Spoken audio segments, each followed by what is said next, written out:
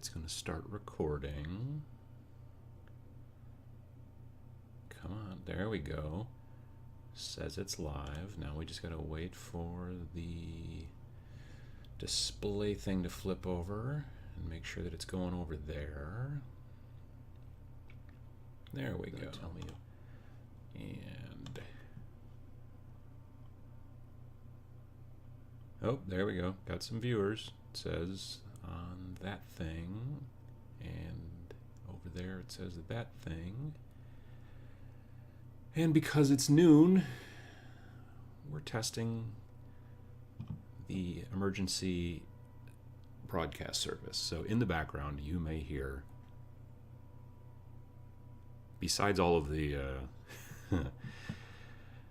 leaf blowers, you may hear from time to time for the next minute or so some lovely, lovely emergency broadcast service horns all over town, because it's noon on a Saturday.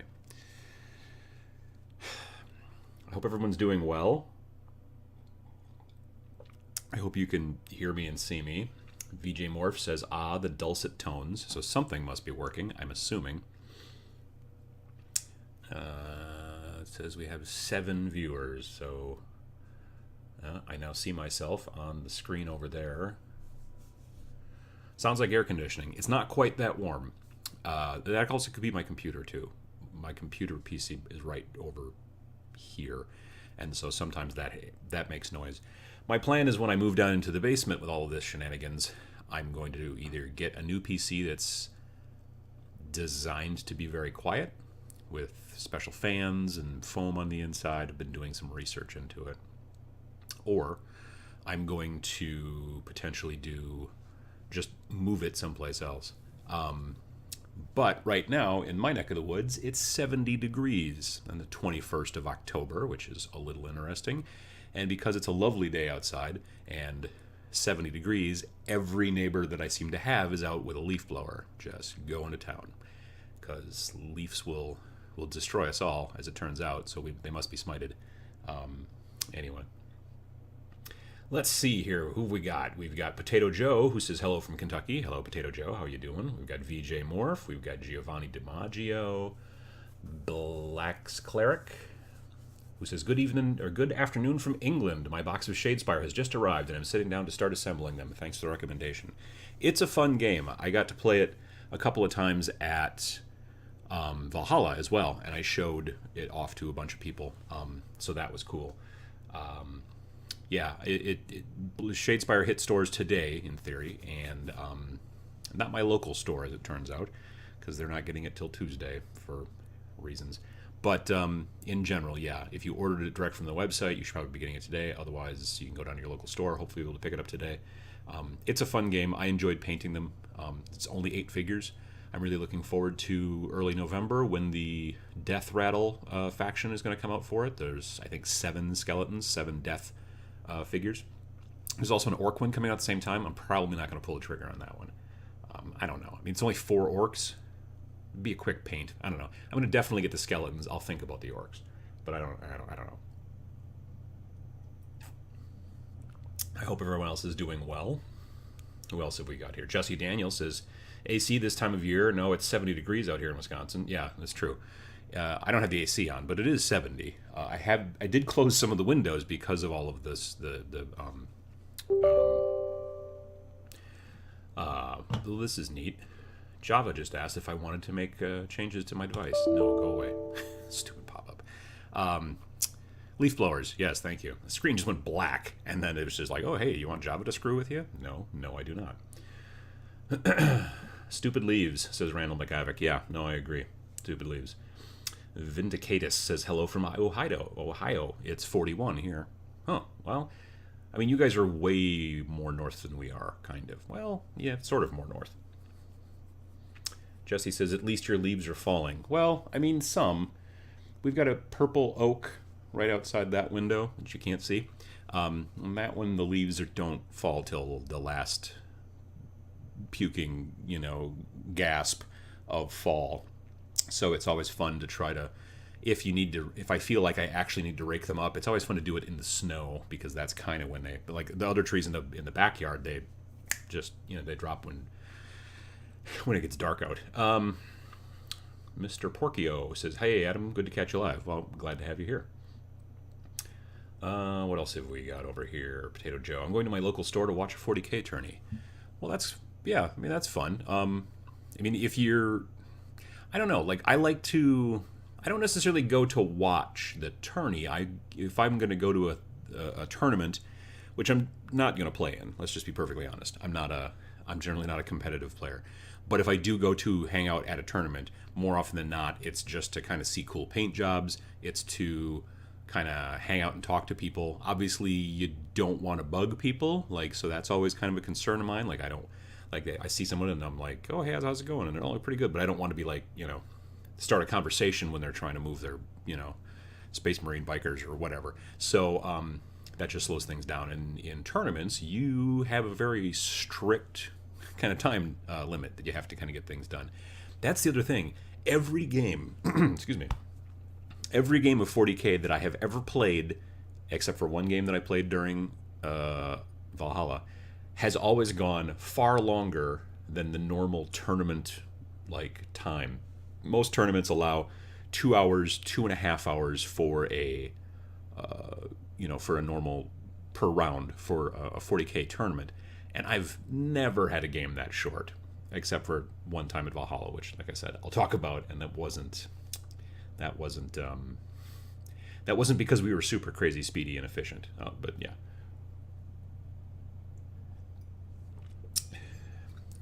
Jesse asks, "What was the MSRP?" If you're talking about Shadespire, I believe it's $60 American. There was a couple live shows ago, a lot of people were like, "Oh, it's going to be $70," and they had links to a graphic or something that said, "Oh, look, it's going to be $70," some sort of ad. And as it turns out, that was a Canadian ad. So it's $70 Canadian, $60 American, $40 or 40 pounds. I think maybe it's 40 pounds UK, and I think 50 euros or something like that. But yeah. Black's Cleric.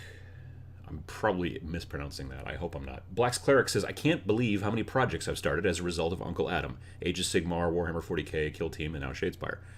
Well, you're welcome, or I apologize, depending on how you want to take a look at it.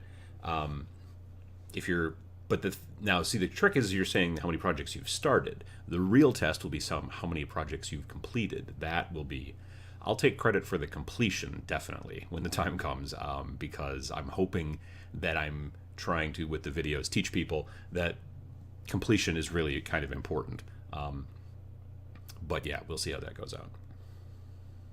But good luck on all that stuff, honestly, and have fun with it. Ian McAndrews says, "Hello all, just cleaning out the wet palette, getting rid of the mold." See, I've never had mold in my wet palette. There's been times I've thought I've had mold, but as it turned out, it was just green paint.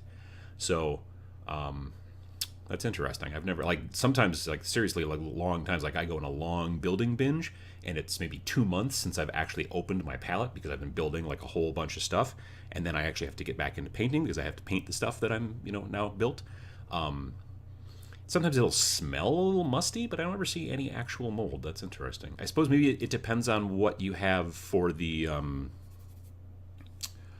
suppose it depends on what you have for maybe the paper, or maybe even I usually use paper towel.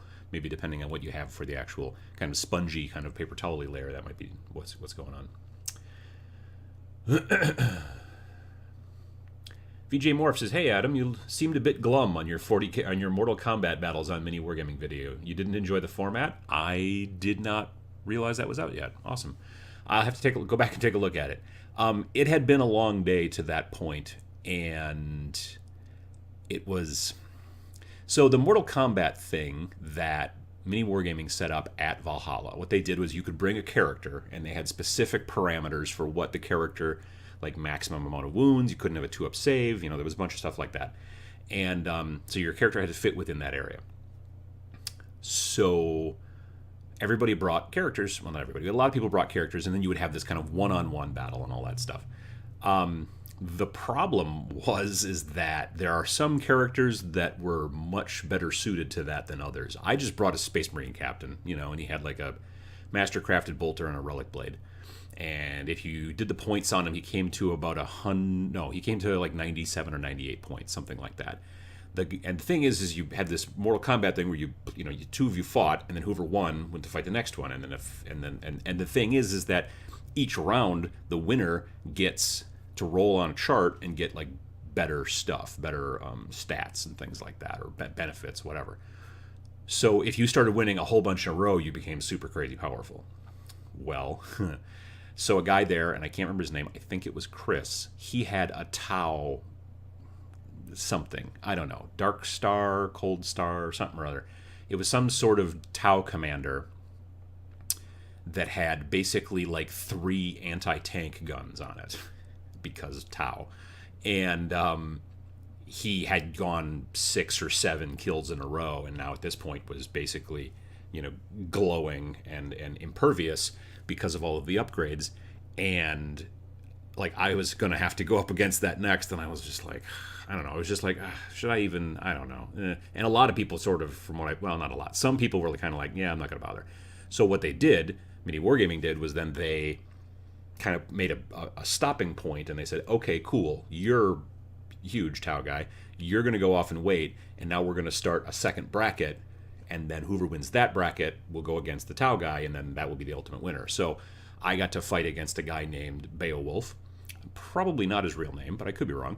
And he and I had a battle, and I beat him, and then I got beat by somebody else. And it was fun, but it was just, I don't know. It was a cool thing to do, but I don't know. There's not very much oxygen in that part of Utah. It's really up high. Where the battle was happening was this area called the Crow's Nest, which is like at the very top of the building. And when you would climb the stairs to get up there, I'm not in awesome shape, but I don't normally get winded going upstairs, but I would get to the top of the stairs and everybody would just be like Quirk, who is like, pretty fit looking. He would get to the top of the stairs and he would just be like, holy crap. And so it was difficult. So yeah, I don't know. It was fun, and I was glad that Mini Wargaming did that kind of stuff. They did a thing later on called Battle Royale, where you got like up to 100 points maybe, and then you just could use whatever, and like there was like orcs that were fighting against it. It was kind of cool. So that video is probably out too, but I think all of these are Vault only. So if you're not a Vault member for the miniwargaming.com, then I don't know that they're outward facing so that you can see them. So I'll have to go. I am a Vault member. I've been for years. I'll have to go check and see that video because I'll have to see how it went. But yeah, it was a lot of fun though. I don't know. It was a very quick format, and it was fine. But I don't know. If I remember correctly, I had not gotten a great amount of sleep the night before, so that also could have been why I wasn't necessarily, super hype. I'm not almost ever really super hype, if we're going to be perfectly frank. Mr. Porcio says, I've got 80 clan rats to paint. I would suggest you prime them brown if you can. Because that will save you a step. If you prime them black and then try to paint them brown, that's 2 steps. Whereas if you could find some sort of brown primer, whether it's army painter or somebody else, or a camouflage color, I would tell you to go look at. I'd tell you to go look at Krylon, but it's harder and harder to find Krylon camo. So you could also look at Rust-Oleum. Both of those. I have 11 or 12 Skaven to paint for my Blood Bowl, and I primed them with the dark brown. So it just saves you a step. You basically do that. You throw some brown wash on them, you do some dry brushing on the fur, and maybe a little bit of extra something, and then the fur is basically done, and then you can go on to the armor and all that kind of junk. So,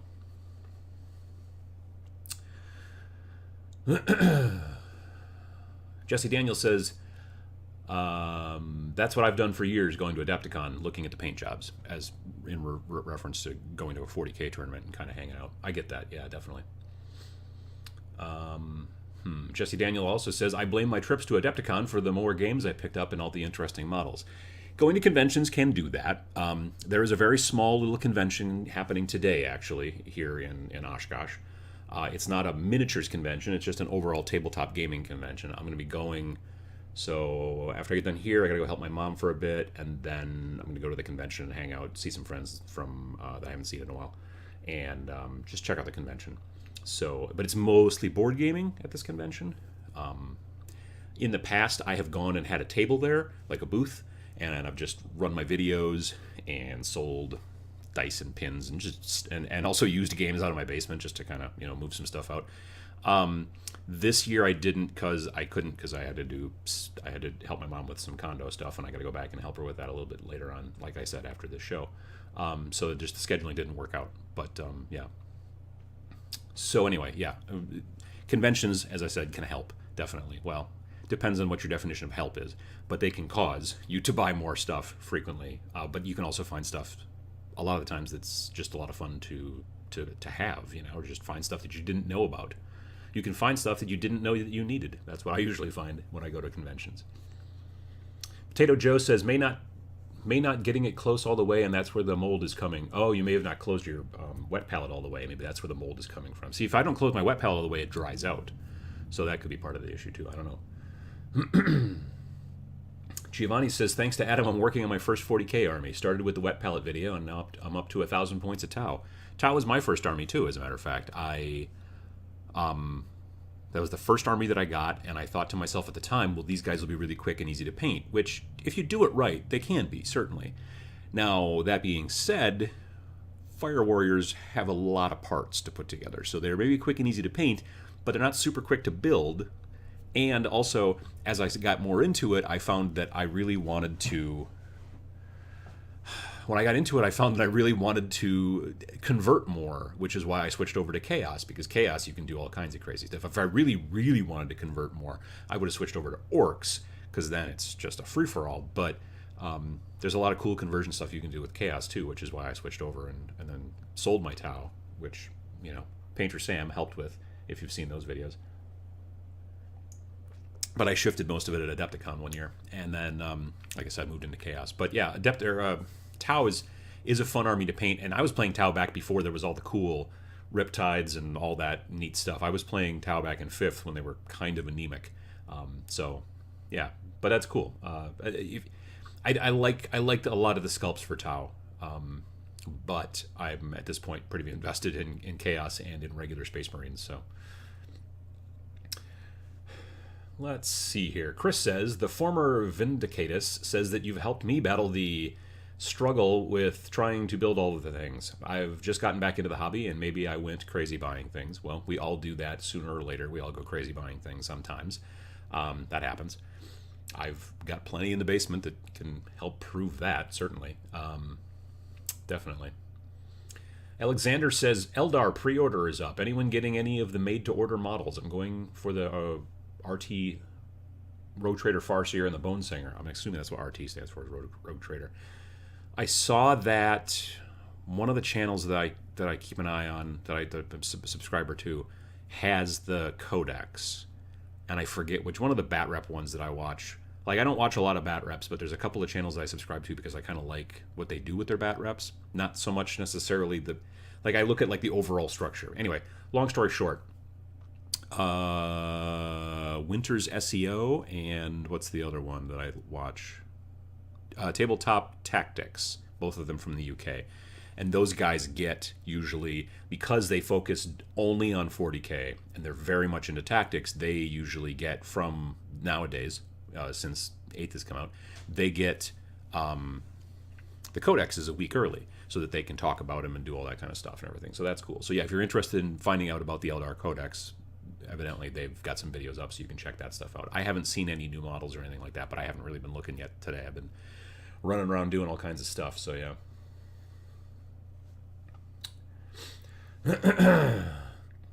Oh, really? VJ says the Mortal Kombat was free to watch.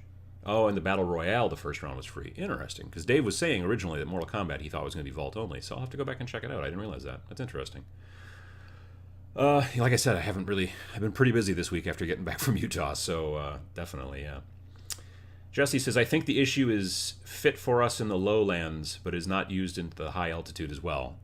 Well, sure, you can be fit and living in the lowlands, and then you get to high. I mean, I have heard about athletes who go train in mountainous areas because it helps them overall, like when they come back to the lowlands or whatever, I mean, I've heard about football guys doing that in the off season. I think that's kind of interesting.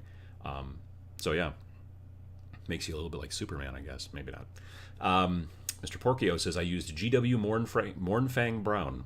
cool. That's a good base, I think, for Skaven, for rats. Kelly says, I've had the shakes waiting on the next Tabletop Minions live chat. Anyone else? I don't know that you should really have. I mean, it'll happen tomorrow. Tomorrow is the next regular live chat, like not one for just the patrons. At 9 a.m. Central Time until about 11. And I don't know yet what I'm going to talk about. I may talk a little bit about Valhalla. Everybody might be kind of bored about that by this point, so maybe I'll talk about, I don't know. I got to figure something out. But I'll talk about stuff. Mostly just answer questions like I like to do, and like you guys hopefully like to do. So,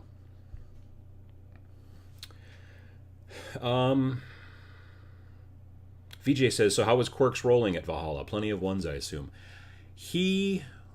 Did I see him even play any games? Like during those games that they showed on Mini Wargaming, he was usually helping, like what his job would be. And it's interesting kind of seeing the behind the scenes stuff. So he's looking at especially with the Battle Royale, he can put up both figures through Battlescribe, I think was what the software he was using. And he was using it like on an iPad. So he would sit there and have both figures on the iPad. And then Dave's running the camera. And then he's shooting and talking and all that stuff. And the people are there. And then it was basically in between shots, it was Quirk's job to be like, okay, you need a 3-up to hit, or you need this, or whatever. And so he's just calling out the information. And then Dave starts the recording and says, all right, you need 3s to hit and 4s to wound, or whatever, that kind of stuff. So that was kind of, Quirk's kind of behind the scenes and those types of things so that it can be done very quickly. And he's kind of helping out like that. I did see him play a game on Wednesday night just before we left. And I forget what the heck I think it was War Machine. Yeah, he was playing War Machine, and it was, but they were playing like it was a drinking game. Like when you lost a guy or you took a hit or whatever, you had to drink some beer, and if you wanted to be able to lay down some terrain, you had to finish your beer, and then you could use the empty can as a piece of terrain, like if you needed blocking terrain for some reason or whatever. But yeah, that was funny. But it was Utah. So, like maximum, I think, is 3% alcohol. So, and plus it was Bud Light. So there's not a lot of alcohol in there to begin with. So, I think he probably just got bloated more than liquored up. So anyway, that's where we're at. But yeah, so Quirk, it was good to see Quirk. It was good to see Quirk. Josh was also there for Mini Wargaming. I had met Josh at Adepticon previously, but just kind of like to say hi.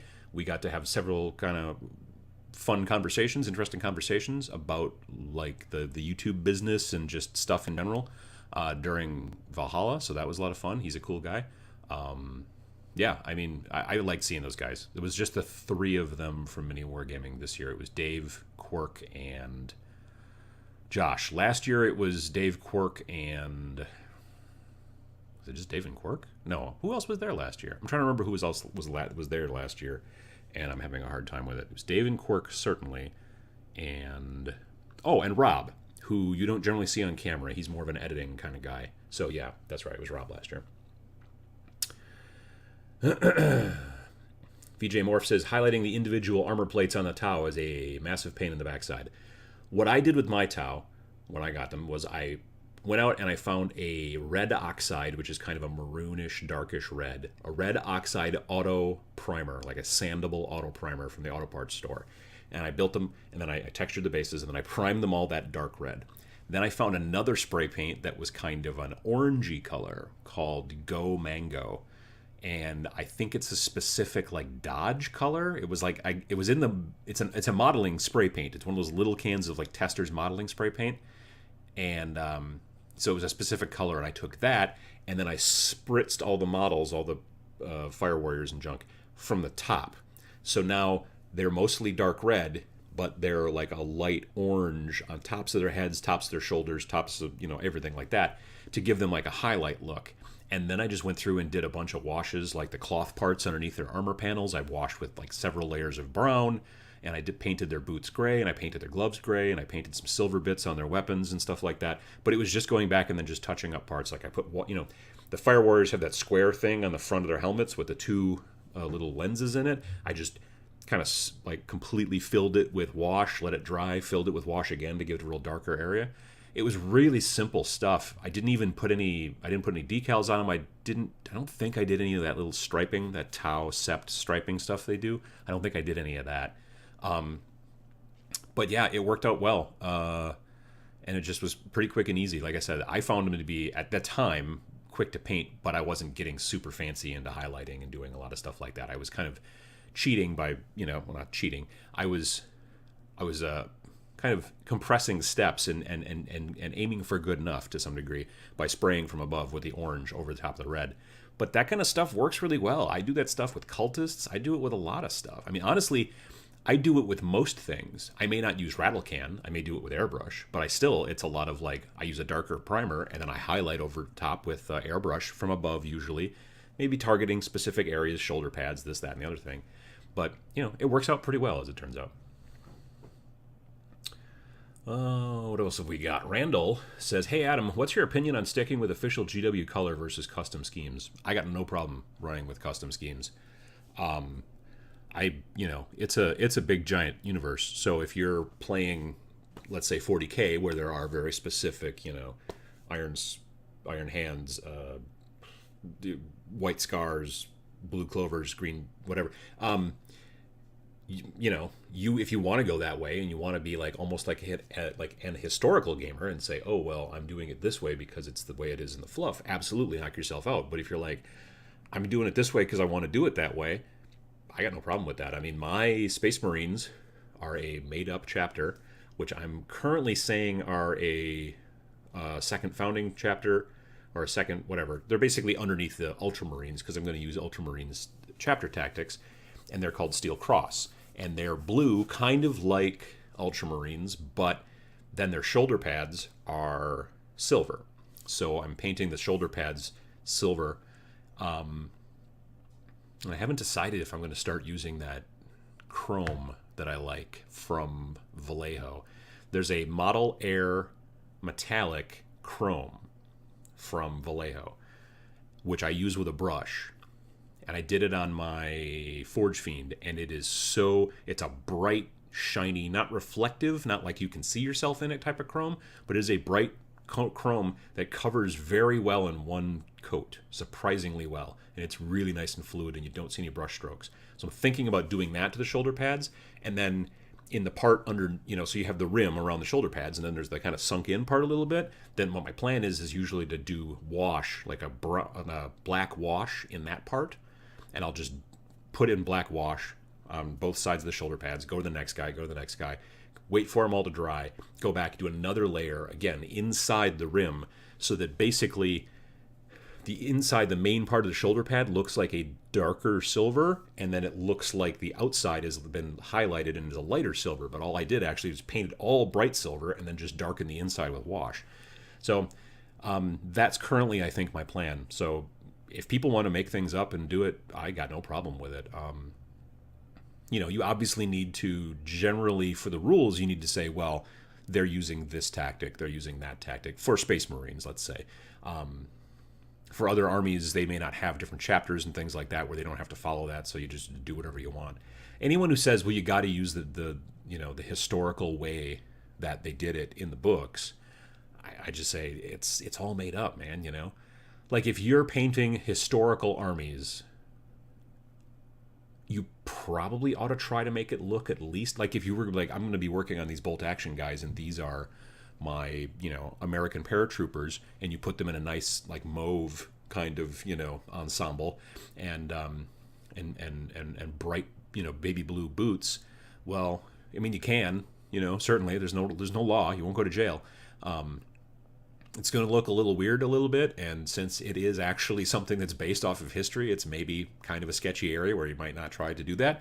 But if you get close and someone's like, that's not exactly the right shade of brown, I painted them brown, they're pretty close, That's one of the reasons why I don't generally do a lot of historicals, because I don't want to have those conversations. Now, one of the upsides to using a game like Conflict 47, which is based off of World War II, though it's alternate history World War II, if someone's like, those guys wouldn't have that, they wouldn't have those boots in that particular color, you could be like, well, it's technically alternate history, and at this point it's 1948 or whatever, 1947, I guess, technically, since that's the title. And so by that point they started, making the boots out of something else. So that's why the color changed. So shush, you know what I mean? People would be well served in general if they keep a lot of their thoughts about other people to themselves. That's just probably all I'm going to say about that. But Anyway, that's a free piece of advice, which usually are worth what you pay for. Where else are we? Okay, let's see here. So that was Randall's question. Kelly says, damn it, I totally had a video suggestion for you this morning. Then, of course, I forgot what it was. The clock is ticking. I can't stand the pressure. I am sorry, Kelly. I don't want to put you under pressure. I have that same issue. I forget stuff all the time.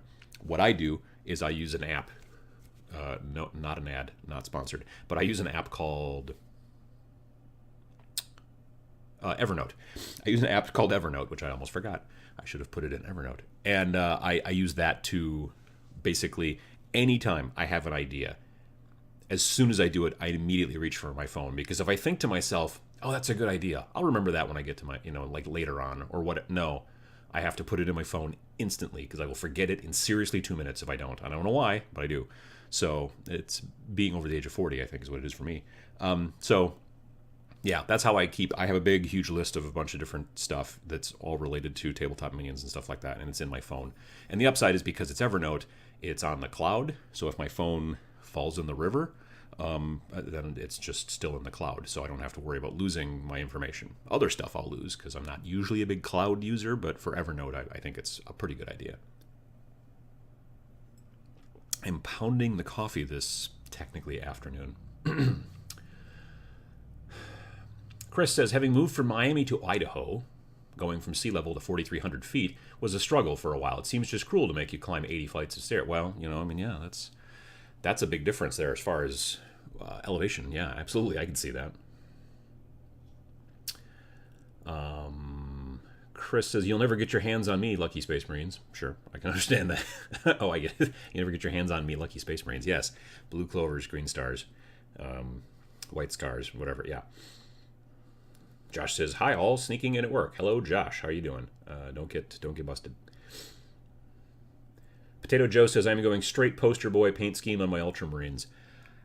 I like the paint scheme just fine. My issue with Ultramarines, well, it's not even an issue with Ultramarines. It's an issue in general, is that, and again, I have no ill will to them being poster boys or anything like that. It's literally just that I cannot imagine trying to stick the decals on the shoulder pads. Like, it's so, when I see somebody who has really good shoulder pad decals, I am blown away, because putting a decal on a flat surface, like on the side of a tank, at this point, relatively simple. At least for me, at my skill level, I can do it.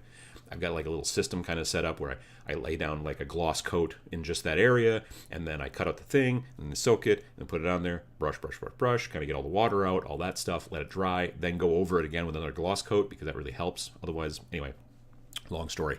Trying to get it on a shoulder pad, which is curved, and you're putting a flat, oh my God, it's crazy hard. Now, admittedly, there are sets you can buy that have molded shoulder pads that already have the Ultramarines U thing in there, and that's cool.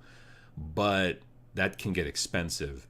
The whole reason that I'm doing my Silver Cross chapter is because originally I was going to do Black Templars. And it used to be, for reasons that no one quite understands, Black Templars had their own cardboard box. It was like the size of a box that like Tactical Marines would come in. And it was just all pre-molded, super cool add-ons that were all Black Templar themed. I don't know that they make it anymore, but they did 3-4 years ago. And it was like $25. And you got a whole bunch of cool shoulder pads and tabards and different torsos and different guns that had like all kinds of stuff on it. And so I bought a bunch of those. I bought like at least 3 of them, maybe more, finding them on eBay and stuff like that. And then I was going to go Black Templars. And then Black Templars no longer had their own codex, and they got folded into Space Marines, and I was kind of bummed about that. So then I decided, well, I'll just make them Chapter Tactics Ultramarines, but I already have all these guys built with all the stuff already molded on there. So I just decided to make Silver Cross, as I call them. So that was easy. But now, I mean, you can get Ultramarines. They make those little clamshell ones where you can get some Ultramarine add-ons and stuff, but still, just it's expensive. And if you're going to go Forge World to get all that stuff, it gets real expensive. So, yeah, that's one of the reasons why, like, any other, if I was to decide to do anything else, if I was going to start from scratch on a completely new Space Marine army, I would have to come up with something that did not require shoulder pad icons, because I'm just not going to put those damn decals on shoulder pads. I'm just not good enough. So anyway, that's where that's at. Chris says, Adam, I was planning on using that chrome for my Space Marines. It looks great, but it wasn't the look I was looking for, but it does look great. It is a cooler color than a warmer color. It skews a little bit cooler.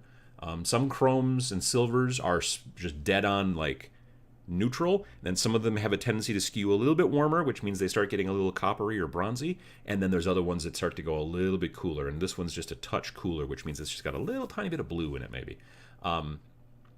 But I wouldn't do the entire Space Marine in that chrome. That would be kind of, well, I mean, you could, but that might be a little too much. But for the shoulder pads, I think it's going to make them pop, for my guys at least. So I'm looking forward to doing that. Ian asks, hi, Adam, do you still have your Tau? I never sell old models, would never sell models that I have built and painted, but I know a lot of people do. So I got rid of all of my old models that weren't painted. I did keep, because I don't sell painted models, I did keep, I don't know, 14 Fire Warriors, I think, which is about as far as I had gotten. So I started and practiced my technique with Fire Warriors. I built, I don't know, 6 or 7, suits, the, whatever you call those, the I don't know, whatever those suits are called. I built some broadsides. I built a couple of devilfish, but I hadn't gotten to the point where I'd painted any of that. Like I was going to start painting. Again, this was a while ago back in the day when I would play with stuff that wasn't painted. And then I decided to switch gears and switch over to Chaos, and that's when I decided to sell stuff. So I sold stuff that was built. I sold stuff that was unbuilt, but I didn't sell anything that was painted. So I do still, down in the basement somewhere, have in a piece of foam, because I also bought a custom piece of foam designed for Fire Warriors. It's kind of a special shape because they got that long pulse rifle thing. So I've got a tray somewhere in the basement that's got probably, like I said, about a dozen or maybe 14 Fire Warriors. So yeah. Cynthia says, hi all, sorry I'm late. Finally caught this live. Hello, Cynthia. Hope you're doing good. Let me see here. Chris says, I guess you could say that your thoughts are worth $4 a month to us. Well, I appreciate that. Yes, that's to some degree. Yeah, that's a good point. I'm not a big fan of unsolicited advice. So, I suppose if you guys are here, you're kind of maybe not necessarily... Like, if you just walk up to somebody at the shop, like I mentioned in a recent video, and said, hey, you know what you really should do? No one actually wants to hear the next thing that comes out of your mouth most of the time. If you say to someone, hey, what do you think I should do with these guys? That's solicited advice, and that's a better deal. But when you just walk up to someone and said, you know what you ought to do? Nobody really wants to hear the next thing come out of your mouth, generally. That's... Again, I'm giving you unsolicited advice, which it's kind of a different area. All right. Randall says, I enjoyed your recent rant video about criticism. I mean, that's kind of what I'm talking about there. Again, that happening at a shop, from the message that I got from the viewer, that I would have stepped in. If I would have overheard that, I would have stepped in and really not been happy with that guy and would have told him where he could take his opinion, frankly. It's crazy. Cynthia asks, I have a question which I asked on your Facebook. Don't know if any suggestions for getting that 80s, 90s feel back in my games? I was downloading lots of old GW Citadel publications. Let's see here. Any suggestions on getting that 80s and 90s feel? What exactly do you mean by that, I guess? You mean like as far as the paint job is concerned, or the style of game, or I guess I need a little bit more information than that. Jesse Daniels says, Vallejo came out with a new paint link. It's called Mecha, and it's supposed to be brush and airbrush compatible. Huh, interesting. I'll have to look into that. The Scale 75 stuff is supposed to be airbrush and regular brush compatible. And to be fair, any airbrush paint you can just put on with a brush if you want to, I find. But I did the Scale 75 stuff. They say it's supposed to be airbrushable. I still thin it because I don't think that it's I like the color and I like the pigment with Scale 75 stuff, but I still think I need to thin it when I put it in an airbrush. So I do. I haven't heard of the new paint line Mecha. I'll have to look into that. Also, Adam, there is a ton of Space Hulk content available on the interwebs. Yeah, well, because Space Hulk, for so long, there was the first edition and then second edition, and then they didn't do anything with it for 15 years or 10 years at least. A long time. They didn't do anything with Space Hulk until 2007 or 2008 when they finally did that limited edition third, and everybody tried to rush out and get it, and then people were selling it for $250 on eBay and all that jazz. Well, now you can just kind of get Space Hulk. You know what I mean? Like, they finally got smart. Maybe if they're watching my video about Gateway Games, but they finally just got smart and said, if we just keep it in stock, it probably will work out well for us. Just different regime, so that's helpful. Yeah, definitely. So this is why there was a lot of Space Hulk stuff on the internet, because a lot of people were just like, well, we got to make our own rules, because they're not helping us out. Alexander says Microset and Microsol are godsends for decals. I have heard of it. I've even got, I think, a bottle of both. I don't know that I've ever properly used it, but I know that it is supposed to help to take decals and kind of bend them and shape them and get them into the nooks and crannies a little bit. And I should probably learn a little bit more about it. I'll basically probably just watch a bunch of videos here on YouTube and try to figure it out. But yeah, I would like to do all some of that stuff. VJ asks, Adam, have you seen all the Japan-only Ultramarines character models that GW has done? Thoughts? I've heard about how, and I just watched a video. It was very interesting. It just came up on my YouTube feed just like a couple days ago, and it was about a 17-minute video of Duncan from GW teaching you how to paint a Space Marine hero, it was called.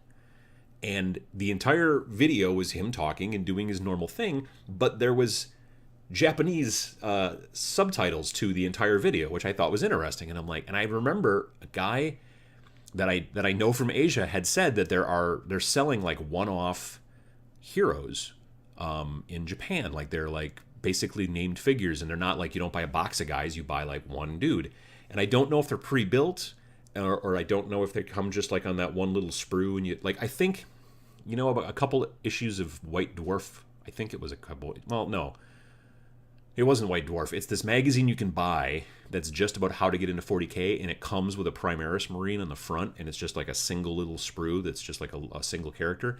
I think that, from what I understand, that's the style of figure that they're doing over in Japan, unless they're pre-building them or something, but I don't know if that's the case or not. I haven't heard. In the video, he didn't talk about building it at all. He just was talking about how to paint. So I don't know, but it's interesting that they're doing that and just trying out the Japanese market on that.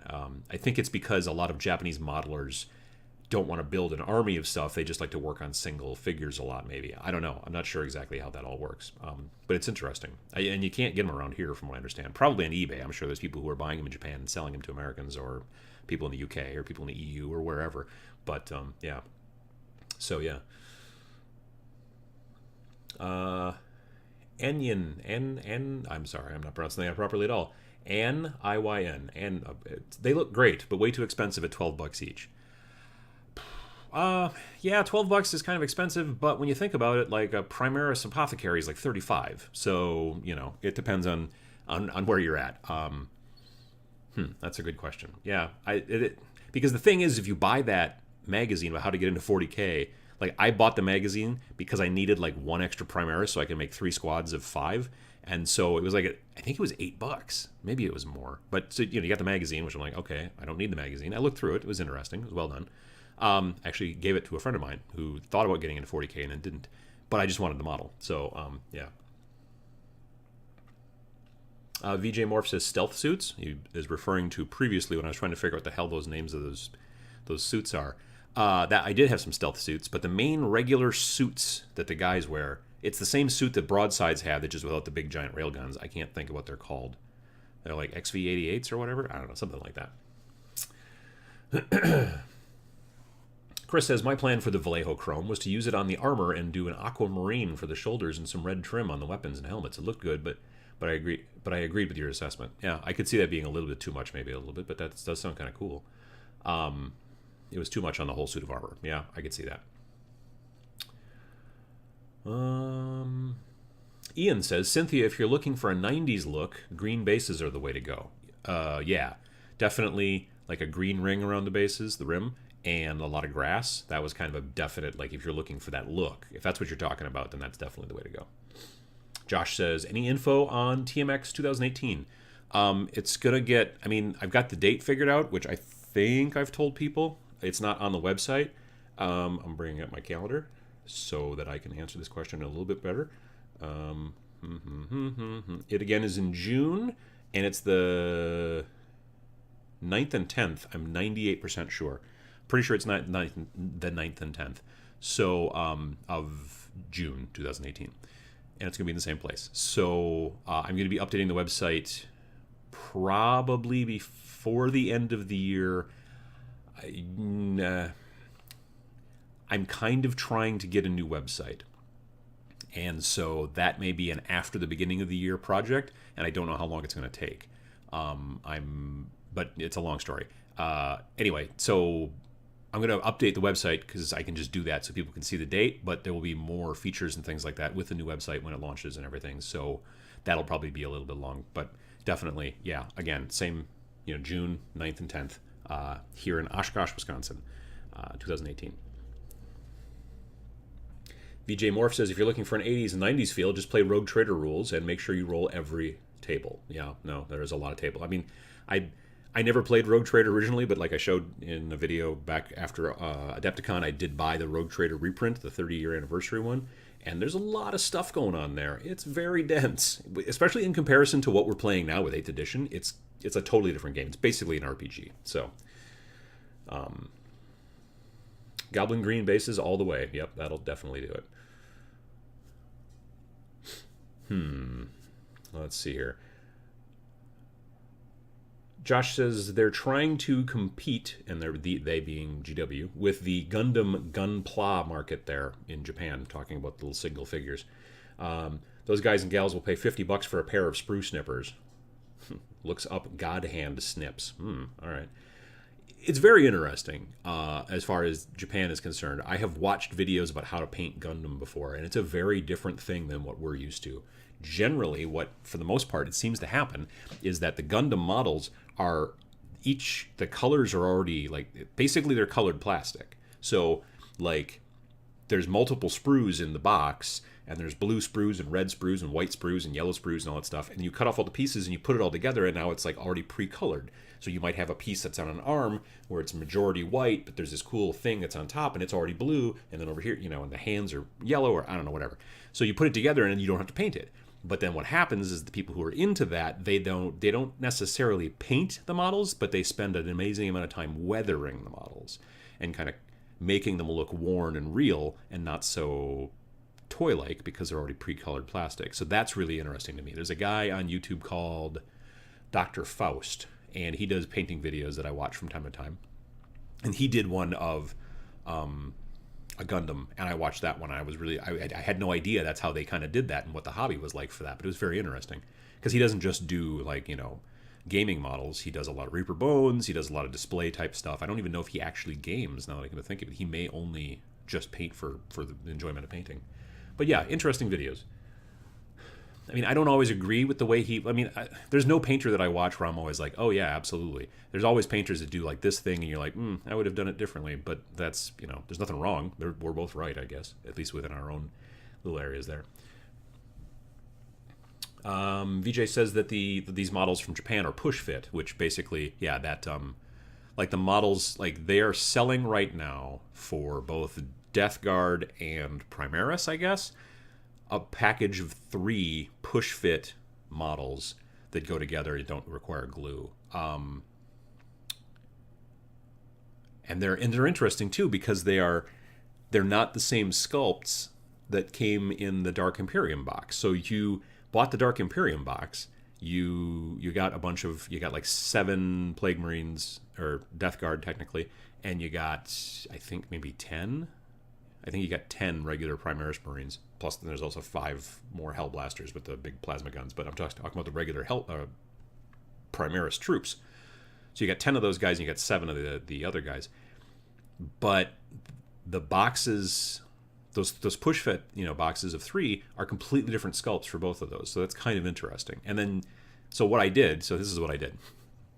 So I got I got 2 squads of 5 of the Primaris. And then I bought one of those push fit boxes. So that's 3 more guys. And then I bought, that's right, now I can't think of it. I didn't buy one of those magazines with the starter guy on it stuck to the front. I bought 2 of those magazines, one from a local store and one from online. And then Now I have 15, so I've got 3 squads of 5. And I can mix them up so they don't look so much the same.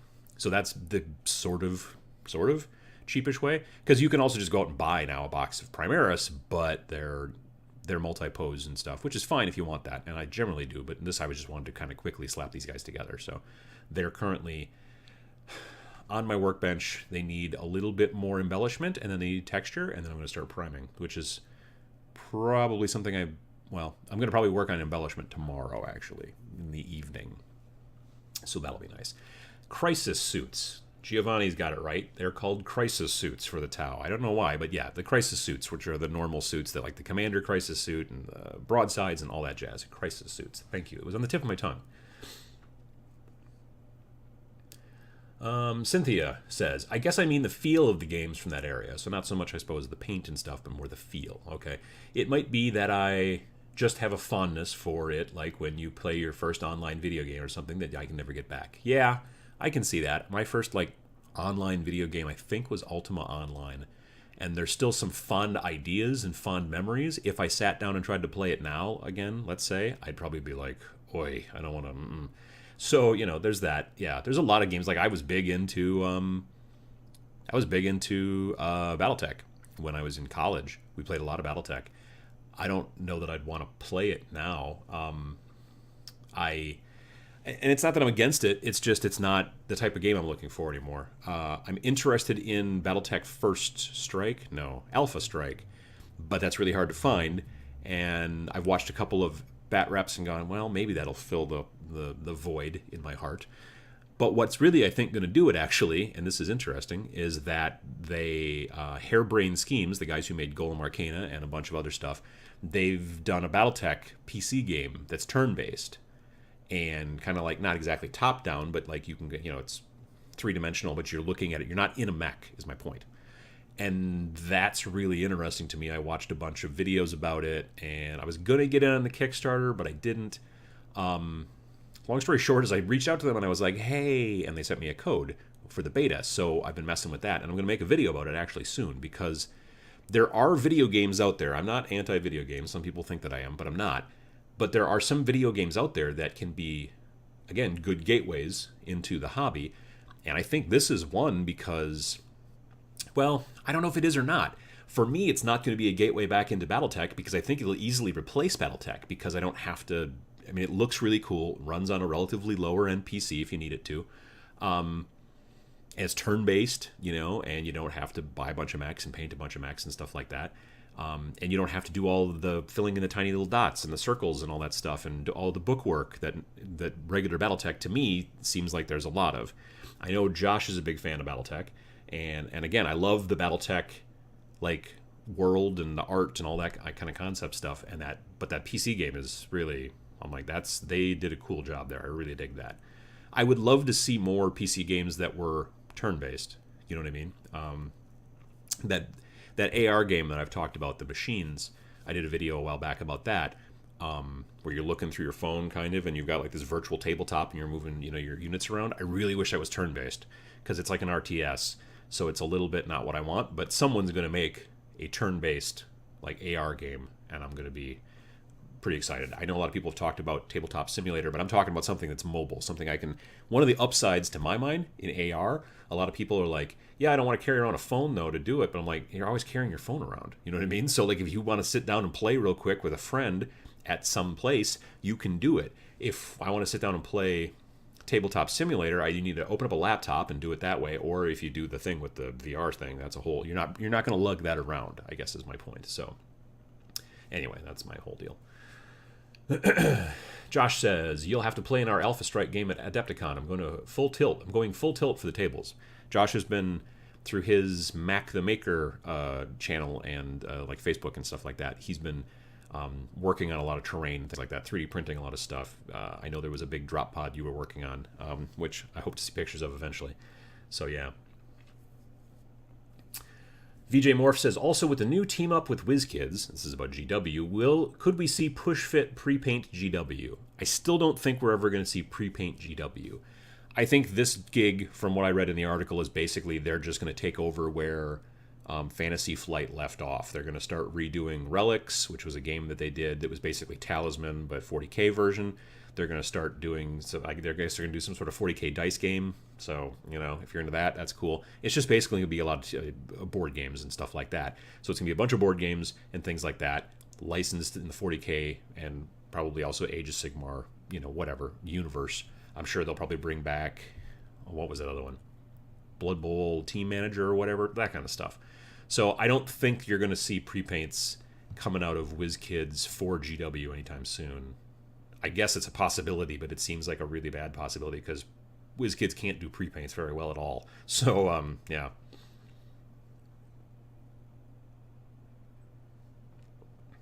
Let's see here. Cynthia says, Ultima Online was my first online game too. I tried to go back several times, but as you say, it's not what we're looking for anymore. Things do get stale, I guess. I was astounded to find out that people still play it. I had no idea it was still running. You know what I mean? That's cool. Yeah, I don't know. I just I don't play a lot of online games at all anymore. So there's that. Like one of the reasons that I really like that they sent the BattleTech code to me is because it's got a single player campaign, I think, which I really haven't started going into, but it also just has a simple skirmish mode where you can be like, I want these 5 guys and I want the computer to control 5 guys and then we're just going to have a battle. And that's really, for me, the kind of stuff that I do like. I like story too, but it's great when I'm just given the option of like, hey, you just want to play a quick game? Yeah, cool, here you go. Knock yourself out. There was this game back when I was a kid. Well, not a kid. I guess I was probably in college. But it was a flight sim. Chuck Yeager's Air Combat. That was a hoot. Because in it, there was like probably a whole single player campaign. I don't know if there was. All I ever did was just basically say, I want to fly this plane against 3 of these, and I want the computer AI to be sort of dumb. And that's it. And then I would just have these battles, and then you get done and you'd be like, all right, now I want to fly an F4 Phantom against 2 P-51s or whatever. And you could just do whatever you want to do. And then there are times when you would try to give yourself more of a challenge. And sometimes you would just wanted to shoot down stuff real quick and have a good time. And I like that kind of stuff in those games. I'd love any kind of multiplayer game where if I could just get some bots to fight against. And I know a lot of people don't like bots because they're dumb, but I'm not particularly good at video games. So dumb bots are right up my alley, frankly. Yeah, that's kind of where that's at. And now we're talking about old school computer games. Zork, great old school game. I never played Zork. I played, what was the text game that we played the heck out of? Oh, the Hitchhiker's Guide to the Galaxy one. That was a lot of fun.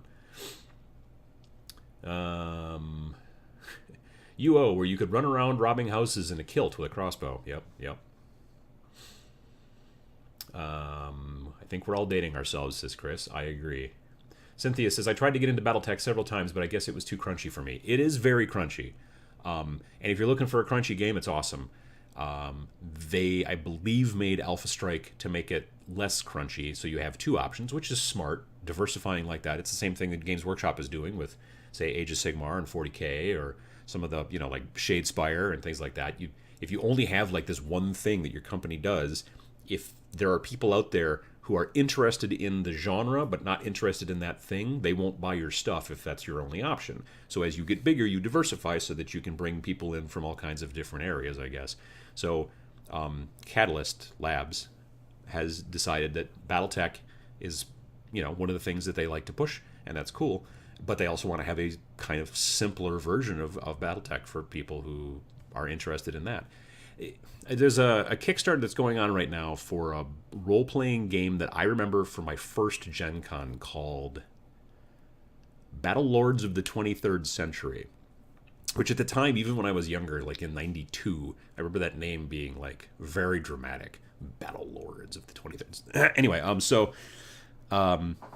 was my point? Oh, I was looking, somebody sent me a link to it and said, hey, check this out. And I was like, yeah, I remember that game. And they're doing a Kickstarter. And one of the first things it said, like the very first line was like, hey, we're doing it all. And it's like 8th or 9th or 10th edition or whatever, with new streamlined rules. And it got me thinking about, like everything is about streamlining these days because most people are not super interested in super crunchy rules. There are still people out there who obviously are, but there's a wider net that can be cast with rules that are slightly less crunchy. So, at least in our little genre. In board gaming, it's a different story because board gaming is kind of designed always to be all across the board, as it were. You've got super simple games like Munchkin up to crazy, 6-hour games like Twilight Imperium and stuff like that. I have a suspicion, maybe, this convention I'm going to stop in here in town a little bit later this evening, there will probably be somebody who a group that will be playing Twilight Imperium, and it will probably be hour 4 of that game. That's usually that can be a 6-hour game, so definitely. Cynthia Sneed says, "Whoa, GW and WizKids working together? Interesting." Yeah, there was a big press release that went out earlier this week that they were going to be doing that. It's basically because GW used to work with Fantasy Flight Games, and Fantasy Flight made board games using the GW licenses, and then they broke up. There was a breakup, and now they're working with WizKids do the same thing. So. Let's see here. What else have we got? Now that I think about it, I think I'm just still sore over my Bretonnians being killed off. Well, I mean, now I haven't looked into this, but are there still War Scrolls for Bretonnians? Because I know they don't make them anymore, just like they don't make Tomb Kings anymore. But there's still War Scrolls for Tomb Kings. I know that because I'm a Death player, and I still have Skeleton Archers, which are technically Tomb Kings. So I was just wondering if there are still... because people talk about the Bretonnians being killed off, you can't buy any new ones, but you can still play with the ones you've got, which I think is probably good. But it is a bummer they're not making any new ones. I don't know if they're ever going to jump onto the whole free peoples thing and start making more humans in that game. I hope they do at some point, but they haven't yet. It'd be interesting to see if they make a human faction for Shadespire. That'd be kind of interesting. Let's see. Torch. Hey, Torch. I haven't seen you. Torch says, you can't go home again. Ultima Online was so fun. Yeah, at the time, I remember really having a good time with it. I didn't know anybody else that played, so I was basically just kind of playing by myself, but it was still, multiplayer. I have got games... I did back in the day, I used to play another online game. The heck was it called? Dark Age of Camelot. I played Dark Age of Camelot, and I played that game a lot longer than I would have because I met up with a group of players. I knew 2 guys locally, and then we hopped into another big online group for a website that we all were fans of, and so we would play with a couple of guys that we knew locally, and then a bunch of other people that were far away, and we would do a team chat sort of thing and all that jazz. So it was interesting. Yeah. No, we're getting into let me see here. VJ Morph says, "Adam, any update on your gaming hookup app?" Yes. It's still in progress. We are, right now, hoping to get... What's the deadline? The 15th of November, so a little bit less than a month away, we want to have closed beta. And that closed beta will be just with people probably around our area. And the reason for that is because of the locational, kind of aspect of the app. I would love to open up and just say, hey, Tabletop Minions family, why don't you come and try out our app and try to break it for us and do some testing and stuff like that. But if you were the first person in, say, Australia, and you downloaded it, you would get no results because there's nobody else in Australia who's using the app. So that's why we will be working with people around here because that's the way that the thing is designed. It's to show stuff that's around you. So anyway, yeah, the 15th is closed beta, and then we want to have, currently our plan, and we're hoping to be able to hit it, is to be able to, by the end of the year, early part of January, open it up to open beta in both the Android and the Apple stores so that people can download it and start going from there. So that's where we're at right now. Yeah, but I spent a good portion of Friday at work. We're redesigning the way messaging works a little bit to try to make it a little bit more user-friendly. We had kind of an idea that we thought was going to work, but then we thought, and so we were back and forth. So there was a lot of that going on. But yeah, it's definitely in progress. We're definitely focusing heavy on it. We've got another dev that's going to be finished with another gig. One of our devs who's working on a different project. That gig is going to be ending sometime at the end of October, and then he's Android, and he's going to focus hard back on our app and to get it up to parity with the the Apple version. Right now, our Apple devs are a bit further ahead, so we're just trying to make sure that they kind of stick in parity, because we're gonna launch them at the same time. We're not one of those places that's like, well, we launched this one and we'll launch the other one later on. You know what I mean? Like that Paint Pot app that people keep telling me about. That's Android only and still not on iOS, and it bums me out. I've actually kicked around the idea of like reaching out to them and saying, hey, look, you know. We can do that for you if you want. That's one of the things that where I work. That's one of the big things we do is companies come to us and they're like, we have the Android version, we don't have the iOS version, or vice versa. We have the iOS version, we don't know how to make Android, and we build the other version. It just works out. Anyway, so yes, still coming. And then we're talking about a bunch of SSI, AD&D games, which are fun, which a lot of them you can get on your phone now, I think, which I think is interesting. Or it's probably a little easier to do it on an iPad, but yeah. Dark Age of Camelot, people are talking about that. That's a lot of fun. Let's see here. I bet Uncle Adam was a Hibernian. What the heck was I? Was Hibernian like the Viking dudes? Because I think I was like a Viking dude. I remember there was like Albions, like English. There was Saracens, which were kind of like Middle Eastern maybe. And then I think, yeah, man, I haven't thought of that in years. Yeah. I think I was maybe a Hibernian or whatever. Unless Hibernians were elves. I don't know. I was whatever the... Oh, no, I was Midgard. I think I was Midgard. Yeah, I was definitely... I think Midgard was the Viking type dudes, if I remember correctly. Yeah. Jesse Daniel asks, once it's an open beta, will there be a booth at Adepticon? I don't think for this year, because we may be late on that. Because by the time we launch, it'll only be 3 months till... But we'll be there. Maybe we'll have something. I don't know. That's a good question. But definitely, like, once we start getting our legs underneath us and all that kind of thing, like, that's why I've been saying kind of one of the reasons that I don't plan on going back to Gen Con anytime soon, but I might have to for work, you know, because we may go that direction, which would be great. So, yeah. Cynthia says, I suppose one could play any of the old GW armies and even the old world using the Age of Sigmar rules. I hadn't tried that. I've been round basing all of my old armies for Sigmar slowly. Yeah, I know that a lot of people who were big into fantasy don't like the round bases, but I've always liked the round bases. That's just me. I don't know. It's like a visual thing. Yeah. So anyway, that's where that's at. Potato Joe says Dawn of War 3 is free this weekend on Steam, FYI. Huh. That's interesting.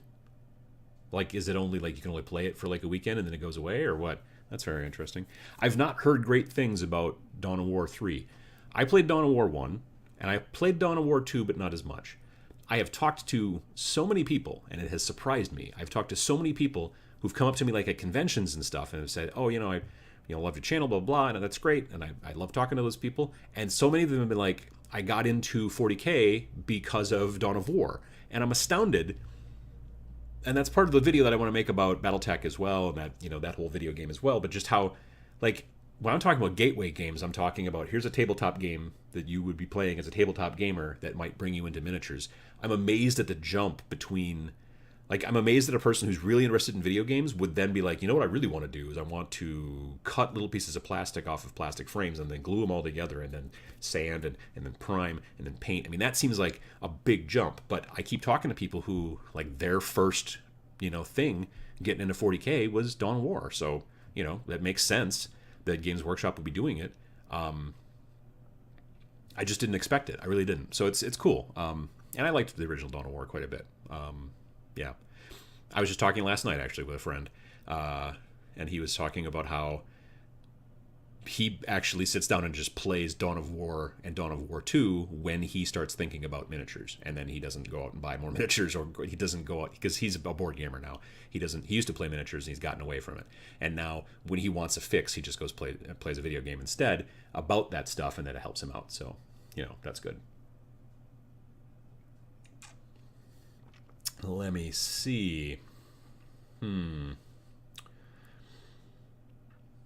VJ Morph says, ooh, SSI AD&D on the iPad. Yeah, that's fun.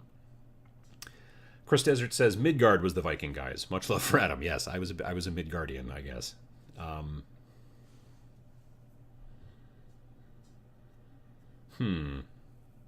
Yes, you just play it this weekend, according to Potato Joe, talking about Dawn of War 3, and for free, but it's also half price. Well, that's a pretty good deal.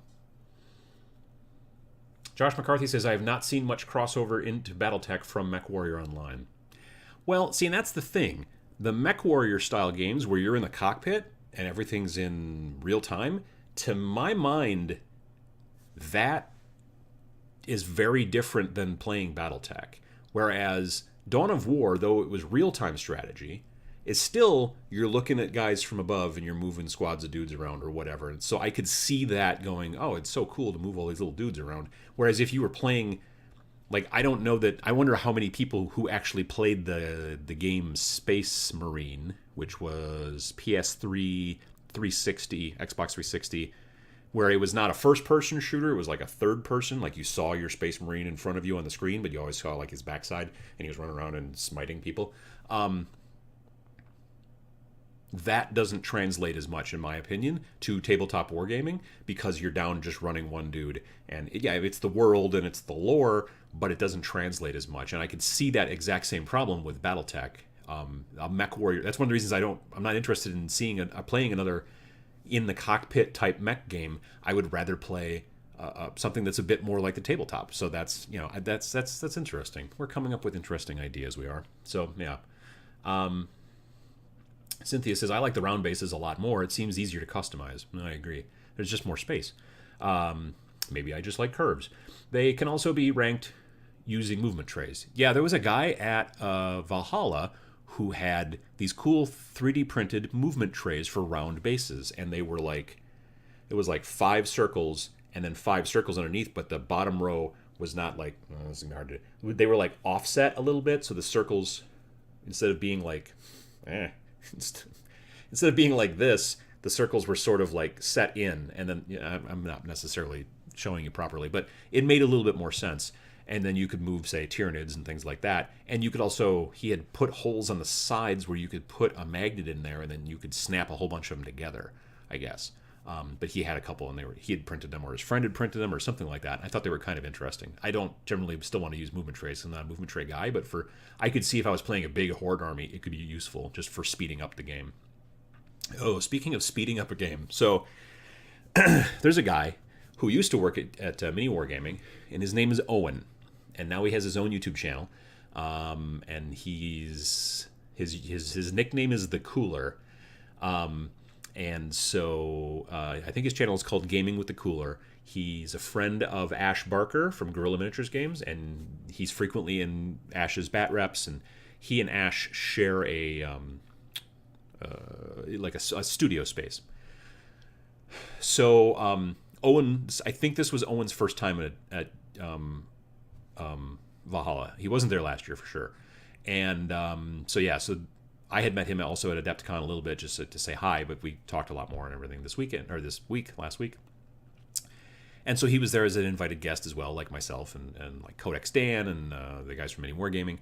And he's a good player. He's a competitive player. He and I sat down to play a 1,500-point game of 40K. I don't even know what we've been talking for quite a while, and he's like, hey, we should get together and play a game. I'm like, all right, cool. So I brought my 1,500-point army, which was World Eaters, a detachment of World Eaters, and a detachment of Death Guard. And I don't even think he brought 40K. Maybe he did. I don't think so. He used somebody else's army, quickly whipped up like a 1,500-point list. And it was a Supreme HQ detachment with Terminator Chaplain, Terminator Librarian, Terminator Captain, and a unit of 5 Terminators. And then the other detachment was a Spearhead that was a Land Raider Crusader, a Quad Las Cannon Predator, and a Tech Marine for the HQ choice. I brought like 11 Berserkers, a Dark Apostle, 10... cultists, like 9 regular Chaos Space Marines. I had a Forge Fiend. I had a Helldrake. On the Death Guard side, I had Typhus. I had 7 or 8 Plague Marines. I had the Fetid Bloat Drone, What else? I think I'm missing something here. I don't know, but not much. I did not bring a ton of stuff, as it turned out. I mean, I still had 1,500 points, and he had 1,500 points. But he pretty. This is when I was talking before about a quick game of 40K. We were done in about an hour and maybe 20 minutes. Like, he blew me off the board pretty much. He got first turn, and like that quad las pred destroyed my Forge Fiend. He never got to do a thing. It was just like boom, gone. I'm like, okay, cool. He took down my Helldrake pretty quickly. Those Land Raider Crusaders going up against like Chaos Cultists and even regular Space Marines or Chaos Space Marines, just gross. I got one of those. Like, he got through my Berserkers pretty quick. The Berserkers did some work. They got one of those Land Raider Crusaders down to one hull point left, or one wound. And I almost took it out, but then along came, like, he killed out the rest of them, and then along came his Tech Marine, and then it fixed it up a bit. You know, it got it up to like 3 or 4 wounds. So never got, like, I finished the game, I killed one of his Terminators. I want to say the Librarian or the Chaplain. I forget which one. And I think that was like into a hand-to-hand fight with Typhus. Everything else, I got just blowed up, and it didn't go well. I mean, we had a good time. He's a nice guy, and it was fun. But it's interesting, you know, like I didn't get salty about it or anything like that. I just was like, yeah, okay, you know, he's a good player, and I like to paint. So, you know, but it was interesting. It was a pretty quick game, quickest game I've probably ever played.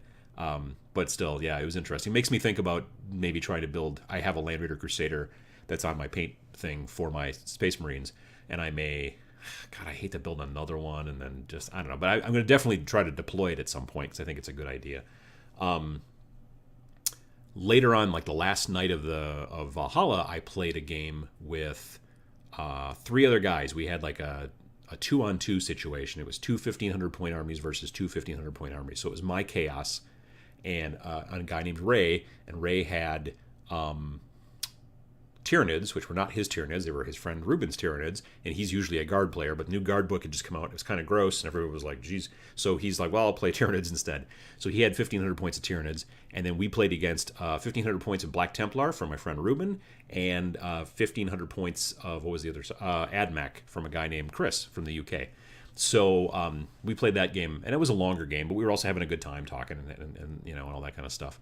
And so that was a lot of fun. Played that the last night. Technically, Chaos and the Tyranids won, but we did have some early luck. Like, we had some objectives that we were able to get pretty quick that turned out to be good points for us and stuff like that. And yeah, just stuff like that. I think it was really more that, but we still had a really fun time. It was fun to play, and everything was painted. Everything was really great looking, and you know, great terrain and stuff. It was a lot of fun. Had a good time. So that was one of those ones. Yeah. Let me see. Where are we at here? Adam, do you think movement trays like that could be 3D printed? Yeah, like I said, there was these 3D ones that I saw at Valhalla, which were pretty cool, I thought. Yeah.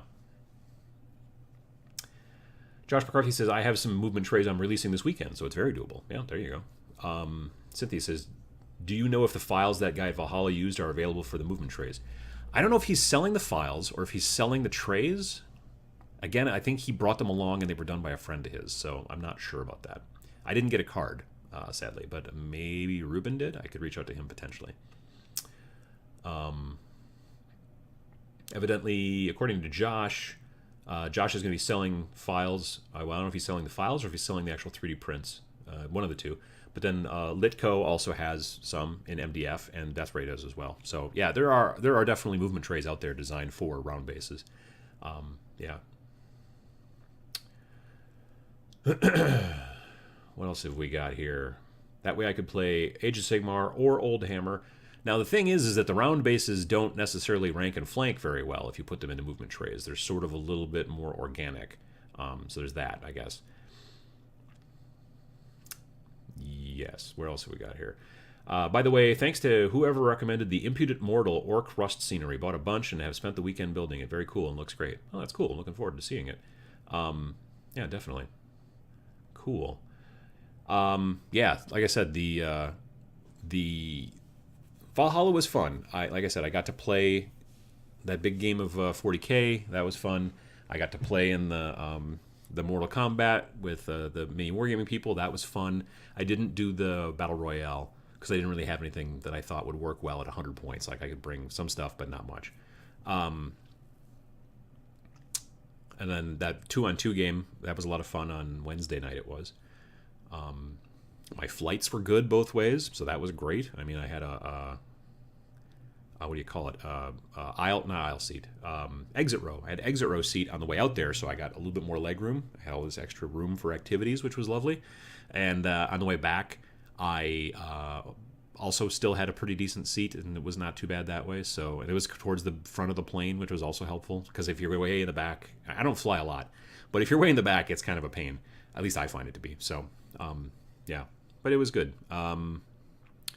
You get into SLC, you get into the Salt Lake City, and then we hung out. We took over a Perkins restaurant, which is just like a couple of miles away from the airport, and that's where everybody kind of meets up. And then eventually I got there like probably just before noon, and then by about 4 p.m. finally a charter bus shows up. We all been hanging out talking and eating burgers or whatever. About 4 p.m. charter bus rolls up. We all load all of our luggage and all of ourselves into the charter bus, and then it's about an hour and a half drive to the actual place.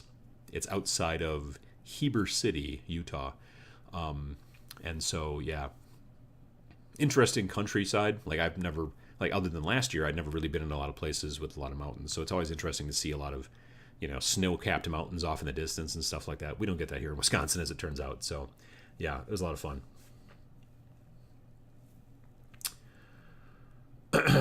Let me see here. VJ says he will post pics in the Tabletop Minions paint group. Cool. Looking forward to it. I want to see that terrain. Potato Joe says, all right, got to head to the shop. Nice to see you live. I will get to the rest of this chat later. Bye, chat.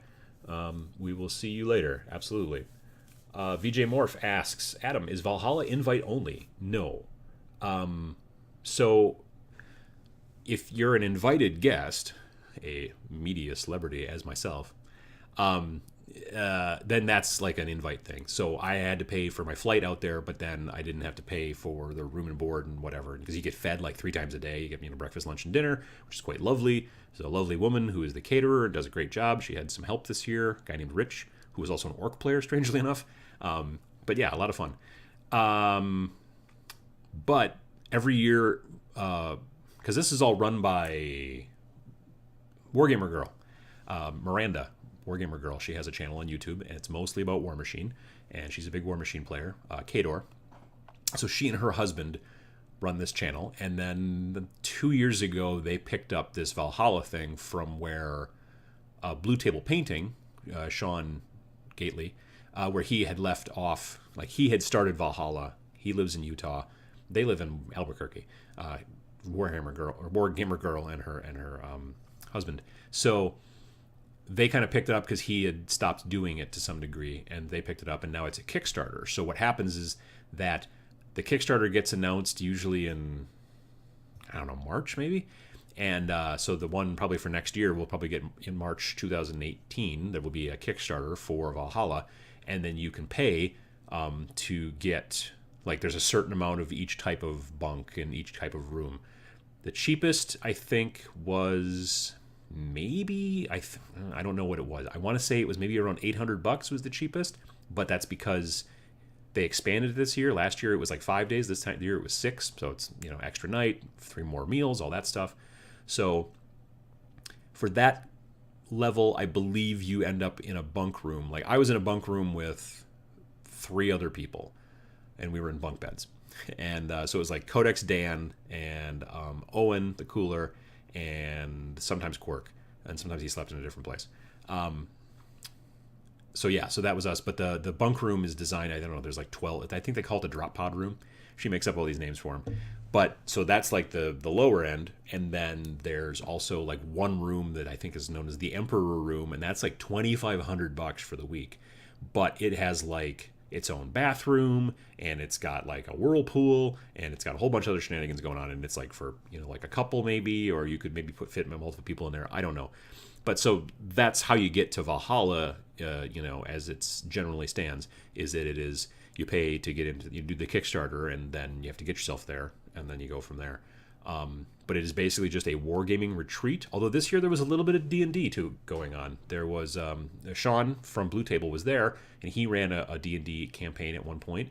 And there was another guy there named Andrew who ran a D&D campaign. But mostly it's wargaming.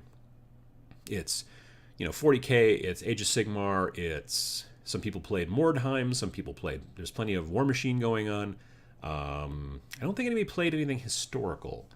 There was Drop Fleet Commander that was being played because it was a guy who came up from the UK, and he was like a demo guy for Hawk Wargaming, the guys that make Drop Fleet and Drop Zone Commander, and so he was doing Drop Fleet Commander, running that. And there was people from Germany, people from the UK. There was a guy from Australia for the first time. His name was Max, and so people come from all over, and it's cool. It's a cool thing. So it's not invite only. If you want to go, watch out for the Kickstarter. I usually do a video, kind of as part of my deal for being invited. I do a video talking about the Kickstarter. So I did one back in, I think it was March of this year, and I did one the year before too. So Alexander says, so how about that Discord idea? Yeah. So I've been kicking around the idea of Discord. So the reasoning is because I know a couple of people locally who say that they like to use Discord while they hobby, because then they can chat with people and whatever, like as a vocal thing versus typing. Because typing, then, you're trying to paint, and now you have to type to answer. So they just have a headset on, and they just talk to people or whatever. So I thought, okay, well, that's kind of cool. It's not something I do because I'm usually listening to something like, audiobook or podcast or whatever, but that's not a bad idea. Well, one of the guys locally who's been talking about how he likes to do this recently posted on Facebook. It's a guy that goes to the local shop, and I'm friends with him on Facebook, and he's like, man, I found this new 40K, Discord channel, and it was great until I found out everybody there was neo-Nazis. And I'm like, ugh, yeah. So I started thinking about, that could be a whole other moderation thing that I'm going to have to deal with, and I don't know if I want to go that way, which is why I asked you guys about it, about the patrons, about the Discord thing. And now I'm thinking maybe the Discord thing is best to do just for patrons, because it will, to some degree, keep out the riffraff, as it were. But it'll just probably be easier. It'll be limited, if I put it out to everybody, you could end up showing up on a Thursday night to chat, and there might be, 100 people, and that would be hard. That's a difficult chat. And I don't know jack about really how to I know you can make separate channels and separate rooms, but I don't know. Anyway, so my thought is to maybe make it Discord or Patreon only. So I need to figure that out. Patreon does have special, I think they call them webhooks or API hooks, designed to work with Discord, which is another reason I was looking at it, because I'm like, I know there's benefits that I can give to the patrons through Discord. The thing that annoys me is that Patreon doesn't have more of those. I wish there were more things where, if you logged in and linked it to your Patreon account, then you got extra benefits for something. And there's not very many of them, but Discord's one of them. So I'm looking into trying to figure out how to best set up Discord to make it private just for patrons. So I'm not going to be able to work on it this weekend. Maybe tomorrow night, but probably not. But I'm going to, that's definitely coming, because I think that would be also a nice benefit just for patrons. It would be a good place that, right now you guys are all chatting over here in the little window and stuff, but if you want to get together in hobby, it might be not a bad place to do it as well. So we'll take a look at it, see how it goes. I don't know. That's not where we're at, I think, at this point. So what else we got here? Josh says, man, should try to have Valhalla work with Trenchworks to do a factory tour. They're outside SLC too. Oh, interesting. Yeah. So VJ Morph asks, Discord, what is it? Discord it was originally, I think, designed to be a little bit more of TeamSpeak or Ventrilo, which you use when you're playing multiplayer online games. It has morphed, I think, a little bit to be a little bit like Slack, if you end up using Slack at work. So there's a text chat portion to it you can use as well, but there's also the voice chat stuff. You can set up separate rooms. You can set up, it's a communication thing that is generally aimed more towards video gamers, but people are using it for all kinds of different things now. So yeah, looking into doing that. Cynthia asks, Adam, do you have any plans to do any more airbrush tutorials? Thinking of getting one, and I watched the ones you did so far, which were helpful. I am thinking about one, and I forget. It's in my phone, but I do have another subject. I think it was more about, honestly, I think it was a little bit more about how to airbrush without getting that airbrush look. There's a lot of models you look at and you can go, oh, obviously that was airbrushed. Because they get real super airbrushy with it. You know what I mean? Like everything, like every little headlamp's got a glow. And if you like that, that's cool. But sometimes you can get too airbrushy because you've got the, when all you got is a hammer, everything looks like a nail. You know what I'm talking about? And when you're airbrushing, you're like, well, I better do all kinds of highlighting. And sometimes you can over highlight. So I might do a video about that. But I think I had another subject that's also in my phone that was maybe more about trying to, like, how to do gradients and things like that. And then maybe I will work the don't do too many gradients kind of thing into the same video. That's kind of where I'm thinking right now. That's where my head's at. So let's see here. What else have we got? Discord is an online voice chat service. Yep, that is correct. Let's see here. Alexander says Discord is software that is usable in browser or downloaded as an app or on either desktop or mobile. You can create channels and allow voice and text chat within the app, within the group. Yes. So that's one of the nice things about it too, is it can be something you can use on your phone, something you can use on your iPad, something you can use on your laptop, something you can use on your Mac, something you can use on your PC. It's got tons of different options. You can just use it through the web. There's benefits to it, I think. And I think the chat thing might be kind of useful for people. So we'll see how it goes. I like building the community that we have with the Paint Showcase Club, and I have to administrate from time quite a bit, but I think that if I opened up Discord to everybody, it might be a lot more administration than I'm prepared to do, especially since I don't particularly understand the Discord system as well as I ought. Like I said, I've just started looking into it recently, so I don't know. That's kind of where we're at. I want to get that figured out. So yeah, but I think just doing it for Patreons at least might be good, and maybe down the road, do it for Patreons, get it all figured out, and then maybe have still the Patreon only room, but then maybe open it up and make it for other people as well, and then you have, I don't know. It's something I'm planning on, so we're at that. Cynthia says, I would love to attend Valhalla, but money is required. That's true. I feel bad spending on a vacay just for me. Family is not interested in wargaming. No, there were some people there that brought their spouses. A couple, maybe 2-3 different couples that showed up. But for the most part, yeah, it's not. My wife is pretty understanding of that type of stuff. Her hobbies, actually, she's gone this weekend. She's doing a women's weekend with a bunch of our friends, and they're up in the northern part of Wisconsin doing stuff. So she gets away from time to time, too. And we don't have any kids. So, I can totally understand if you have kids and one person's gone a lot, then you're putting all of the kid duties on one other person, and that's kind of a bummer. When I'm gone, my wife is like, okay, cool. I'm going to sit here and watch television that you don't like to watch, and I'm going to knit, and I'm going to do things and stuff and whatever. And so it's cool for both of us to some degree. But if she was then left to take care of kids, that becomes difficult. So we have 4 cats, which had a discussion last night that you need at least, I think it was 6 cats to equal one 8-year-old. I don't know. So it's not the same thing. 4 cats is not like a kid at all, in my opinion. Especially since most of them are sleeping right now. I don't even know where they are. Probably in the sunroom.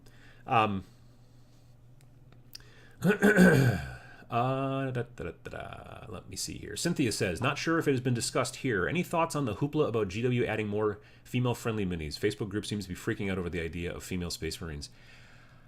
I don't have any problem with it.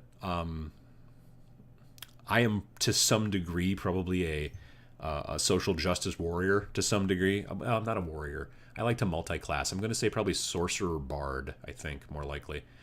So yeah, but here's the deal. If you don't like female Space Marines, don't buy any. If you don't like female guard, don't buy any.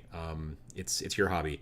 But if they want to make those things out there, they make lots of Eldar, which I don't buy, and I'm not going to start I did do a video about prejudice, but I didn't, I'm not starting a campaign that's anti-Eldar because I don't want to buy any. I just don't buy any. You know what I mean? So if it gets more people into the hobby, I'm into it. That's just the way it works. You know that. I'm trying to get more people in the hobby. That's the mission of the channel. So yeah, I mean, I'm really not making a lot of videos about it or anything because I think it's very controversial and it has a tendency to draw lots of ire that I don't really think is necessary. I'm just sort of kind of subtly just being like, I think we should be more inclusive and stuff like that, without making a big video going, I think we should be more inclusive, because that's not really going to convince anybody who's against it, and it's just going to whip up frenzy, which I don't want to do. But I keep aiming everything, like I keep that in the back of my mind all the time on everything that I do, and so I don't know, trying to fix it from the inside. I don't know if that's actually a thing, but yeah, so that's my thoughts. I would love to have, like, I'm actually thinking about if I ever do build guard as a detachment for my Space Marines, if I want to have like a small detachment of guard, I'm probably going to use models from Victoria Miniatures, which makes a bunch of basically female Imperial Guard, Astra Militarum, whatever you want to call them. There's a bunch of women that they've made models, and that they look like enough like Guard that they're not going to get sued, but enough that you know what's going on. And so I kind of want to do that. The sun currently is banking off of a parked car out there, and it is hitting me. See that right there? I don't know what to do about that. Anyway, it'll probably move soon. Yeah, so that's where I'm at. I think GW is not willing to backpedal on their lore regarding... Oh, I just missed it. It scrolled up. Regarding males only as Space Marines, Sisters of Battle need to happen. That being said, Stormcast have females, which is great. I agree with all those things. GW has said in a couple of statements... So there's a page on Facebook called Feminist 40K that I've started following, and they have reached out to Games Workshop and said, hey, we're looking for inclusion. We think it's a good idea to do more inclusion and stuff like that in the in your line. And GW is basically saying, yeah, we agree. What they're saying is that we have plans, they're started already, but anytime we come up with something, it takes us about 3 years to actually get the models out, because it's a long process, evidently, and all that stuff. So GW doesn't turn on a dime. But they said the wheels are already rolling, so this is something that's going to occur, and so it'll be interesting. There's a lot of people who are like, well, you can't go back. You can't say that there's all of a sudden, female Space Marines when there never was before. To which my response is, if you want to, you can. You know what I mean? Like, what's it going to break? I don't know. That's a discussion for a different story. Some people don't like it. I think it's a good idea, but everybody's got their own opinions. So. Josh says, I hope for more female models. Yeah. Cynthia says, I got blasted on a few threads for daring to support female guard heads. Like, I can almost understand. I can't understand the GW or the Space Marine thing, but I absolutely can't understand why there wouldn't be any women in the guard. They just need a lot of paste to put in the meat grinder that is the Imperial Guard, and they shouldn't care whether it's dudes or dudettes. You know what I'm saying? Like, a lot of people have to die to make the Imperial Guard work, and we need more people. If we only picked one type of people, that would be sort of weird. So, yeah, I don't get that at all. Victoria minis are awesome, according to Cynthia. I totally agree. VJ Morph says, Adam, as a motion graphics artist, I'm pretty good in 3D apps. Do you know any 3D printing services that don't charge too much? Depends on what your definition of too much is. And I'm going to say probably not. High-end 3D printing, like the stuff that you get from like Shapeways. What did I just get from Shapeways? I'm going to be building an Imperial Knight soon, and I wanted a different knee pad. They have these kind of cool. They're not spiky knee pads. They're like bumpy. Like the old school Space Marines where they had the one shoulder pad that was like knobby. It had like bumps on it, not spikes like a Chaos Space Marine, but it was the bumpy kind.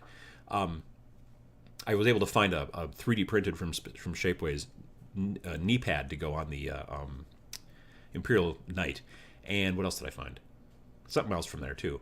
Maybe a different head. Anyway, and they're not cheap, but they're also super high quality. So yeah, I mean, trying to find I need to get stuff 3D printed, but it's really super. Like, at that point, you'd almost look into maybe buying your own 3D printer, but I can tell you right now, like, if you want to print a 3D figure, yeah, not great. I'm trying to think. I just saw somewhere over here. Oh, wait, here he is. Is this him? Yes, it is. Okay, so I don't know if this is going to work, if you're able to see this. So this is a 3D printed Shapeways figure. It's from Hero Forge. So you go to heroforge.com, I think it is, and they have like a little, in the browser, you can design your own figure. You're like, I want a male or a female or a robot or whatever, and like a lizard guy. And then you can put clothes on them and you can do all this stuff and pose them sort of. There's like pre-made poses. And then you go, yep, I want to buy that. And then it's like 30 or 35 bucks shipped. And then they send it to Shapeways, and then Shapeways mails it to you. And so I don't think this is going to focus. Maybe it will. What if I do one of these? Is that going to help? Anyway, so this is the guy that I designed. He's kind of post-apocalyptic. He's not... Oh, there he was. He's focusing. And that's not bad. But if you really look at him close, he is... You can still see a little bit of like, you know, striations and like roughness in the flat areas. But he's not a bad figure. You know, not too bad. Now, I'm really having some trouble with this guy. Anyway, well, long story short, is that this guy is not bad. I'm going to paint him up soon, but this is one that I paid for and said, hey, send me this because I wanted to see what it was going to look like. It came in a box and came in a little Ziploc bag. During Gen Con, person from the Shapeways booth gave me another one that had been recently pre-painted, not of that model, but of a wizard or something like that. And I need to sit down and take some comparison pictures now that I do finally have my cool macro lens. Already by that point, like I got this printed earlier part of 2017. By August, the model that I looked at, which I have to find, was surprisingly even better looking in comparison to this one. Like smoother, less striations and stuff like that. Here's the deal. That's probably a $500,000 machine that they're printing on. Like, if you go back and watch the Shapeways video, there's a couple little pieces of B-roll when I'm talking about Shapeways, when there's like a guy and he's like looking through the window on the machine and seeing it do its job and all that stuff. And that machine is like the size of my car. That's an expensive machine, and it's still, not great like this. So my point is if you're looking for like good prints for cheap, it's still not a thing. If you want to pay a little bit more, you can get pretty good prints, but you're going to pay more because that machine costs $500,000 or $1 million or whatever, and it's just the way it works. So yeah, that's kind of where it's at. Let's see, where else have we got here? Guard, Eldar, DE, Dark Eldar, Tau, all should have female bits for their kits. I think some of them do. I think, don't Eldar or the Dark Eldar? Well, there's definitely women in Dark Eldar, and probably even the other ones too. There's another female mini company in the UK too that looks good. Probably Bad Squiddo or Squidoo Games, if I remember correctly. I'm pretty sure it's Bad Squidoo. The dice bag lady, she goes by online. But yeah, she makes some like cool like historicals, like like Viking shield maidens and stuff like that. They're not pin-up-y at all. They're like very historical looking, which I like. GW's female models always seem like they were designed by someone who almost talked to a girl once but chickened out. Yeah, and I think they're getting away from that. Hopefully, I mean, definitely with the two Age of Sigmar, the Stormcasts, the two female Stormcasts they've done at this point. Both of them are very like they're not super crazy pinup. Like you can tell when you look at it and you're like, yeah, I think that's a woman, and that's different armor, but not highly different armor, in my opinion. And so that's really cool. I think it's neat. Oh, no, it just moved. Damn this. I wish that they'd... How big is, YouTube? They could make slightly better chat software. Josh McCarthy says 3D Hubs may have something for you, or I might be able to help you out. I ship to Australia quite a bit. That's true. And also 3D Hubs I've heard about. 3D Hubs is kind of like Shapeways, except it's like you say I need this printed, and then there's a whole bunch of people who do printing, and then it's sort of like crowdsourced. So like it's not like what's his name there? Shapeways is like we have all these machines and we do the printing. 3D Hubs is like I need this printed, and they go, okay, well we have a partner who does that over here and does this over here and does that over there, and it's a different thing though. Yeah. Let me see here. You guys are enjoying my social justice sorcerer bard comment. I appreciate that. Has anyone mentioned Games Workshop and WizKids joining forces? Yes, we were talking about that a little bit earlier. Are we going to be seeing Space Marine clicks? Probably not. I don't believe we are. What it was in the press release is basically WizKids is going to pick up doing the board gamey type GW stuff that Fantasy Flight stopped doing. Fantasy Flight and GW broke up. It was, I don't know, one of them was cheating on the other. I don't know what was going on. I don't want to be a gossip, but something happened and they broke up. And then now Games Workshop is working with, now they're dating WizKids. And so WizKids is going to start up Relics, which was basically the 40K version of Talisman. And maybe they'll start producing Talisman again or whatever, but it's going to be more board gamey stuff. There's going to be some dice games that they're going to make too, because WizKids is big into dice, but I don't think you're going to see any bendy, poorly painted rubber Space Marines anytime soon coming from... God, I hope we don't. Jesus. It just, I guess maybe if it's a gateway and it gets some people into the game, maybe. But I'm just picturing in my head like those cardboard gravity feeds, with the little foil packages where you rip open and you go, oh, I got another, Dark Eldar guy or whatever. And I think it's Dark Eldar. He's all weird and bendy. I'm not a big fan of the hero clicks, the actual models. They're just not great, but that's neither here nor there.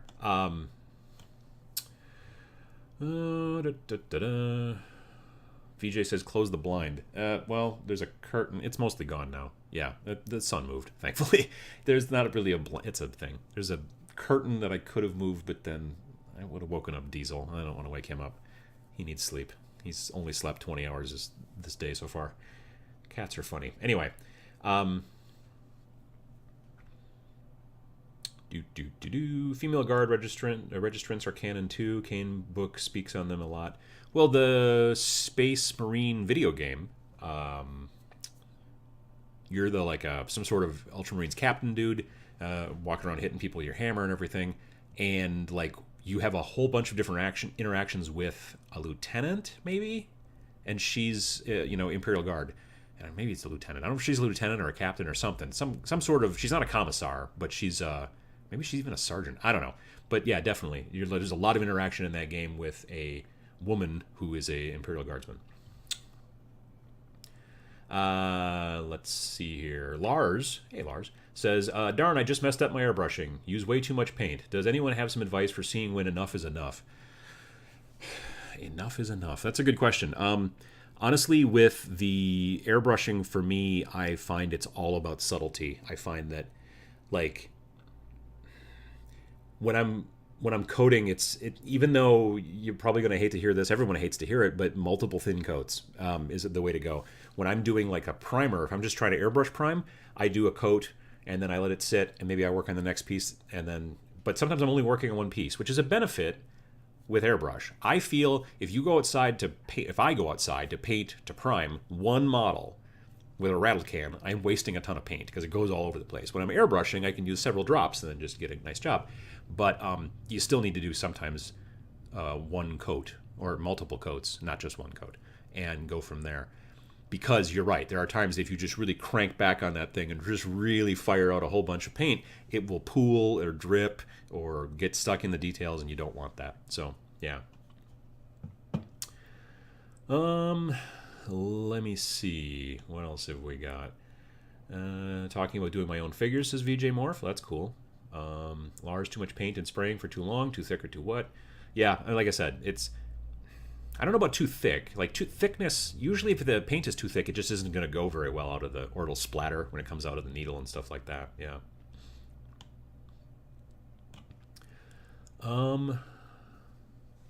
VJ says he doubts he'll be 3D printing his own Orc Horde designs. Yeah, no, that would get expensive. I have plans eventually to do some 3D printing for stuff that I'm then going to make a mold of, and then like terrain, embellishments and things like that.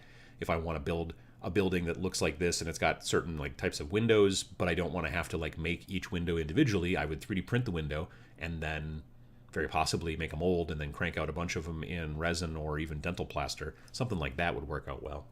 Yeah, so you guys got way ahead of me here. Let me see here. Oh yeah, Alexander says Second Lieutenant Mira. That's who the character was in Space Marine. That game, they could have named it anything else. They just named it Space Marine, which is why I can never think of what to call it, because it seems obvious it would be called Space Marine, but yeah, it didn't. Yeah. Josh McCarthy says Bad Squiddo. Yep, that's it. Yep. Giovanni says, Tau do occasionally have female heads, but like Space Marines, they are usually in suits or have helmets. Yeah, that's true. That's right. Someone did mention just recently that there are female Tau that you see in the things, stuff like that.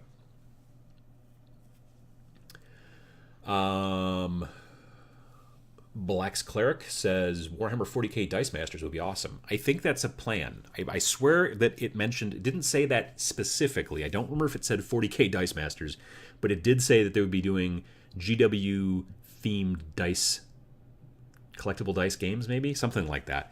So, yeah, I think that is definitely a plan that WizKids is hoping to do with all this stuff. So, Giovanni says that Fantasy Flight got bought out by a company that was in competition with Games Workshop, so Fantasy Flight didn't do anything bad. It was a purchase competition thing that happened. True, they got bought by Asmodee, or Asmodee, whatever, which is a French company, I'm pretty sure. But, I mean, really, if you think about it, Fantasy Flight was competing pretty hard with 40K with their Star Wars line, the X-Wing stuff.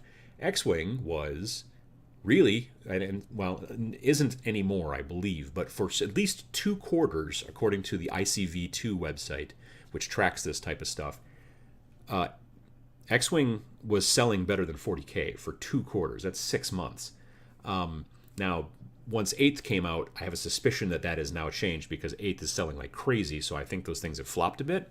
And probably, I bet you, if I had to guess, I would say in the next report, probably X-Wing will be in 2nd place and 40K will be in 1st, but I could be wrong. And this is just in the non-collectible miniatures vertical, as they call it. But yeah, so I always thought that maybe it was a little bit of that too. Like, hey, we're paying you, or we're working with you to make these board games for us, and all that's great, but your miniatures game is kicking our miniatures game's ass, and we're not super happy about that. So, like, I have a suspicion that if Fantasy Flight maybe wasn't doing X-Wing, I wonder if that deal would still be going on for the board games between them and Games Workshop. I don't know, but it's potentially the case. Too thin coats. Watch out, Adam. Duncan might sue. Well, I hope not. I met Duncan at Adepticon. He was very nice. I told him that I had a YouTube channel because he didn't recognize me, which was fine. And I said, yeah, I've got a YouTube channel. I talk about stuff and everything. We were looking at a whole bunch of cool painted armies out in the hallway. And he's like, I recognize the voice. So that's something, I guess. But yeah, very nice. Always wearing Chuck Taylors. It seems every time I saw him that weekend, he was wearing Chuck Taylors. So that's just, you don't know that because you'd only really see him from here up. Currently, I am wearing, the hell am I wearing? Oh, Vans, which are not Chuck Taylors. They're my red and black checkered ones. Anyway, yeah. Anyway, just trying out a Hero Forge Mini now, Uncle Adam. You're going to cost me more money, aren't you? Well, you can just play with it. You don't have to actually buy the miniature. But you can just kind of mess with it, and it's fun. It's a fun little program to it's in the browser, and you can spin the guy around 360, or the girl, or the robot, or the dragon thing, and you can add, oh, I'm going to put this gun on there, I'm going to put this sword on there, and it's kind of a neat little system. I mean, you can't get super crazy, precise. You can't pose all the parts you want. There's pre-done poses, but it's a neat system. If you're looking, it doesn't work obviously super well for us as wargamers because we usually have a whole bunch of dudes, and if they're $35 a guy, that's going to get expensive. But if you're into RPGs and you have a character that you play with, that's not bad because that's your character. You've customized it, awesome, and then you can do cool things with it. So, Cynthia says, Adam, I'm considering changing how I do bases so I can customize them all first. I hate pinning models. Is there any other way to reliably attach them to pre-painted bases? Not one that I know of, sadly.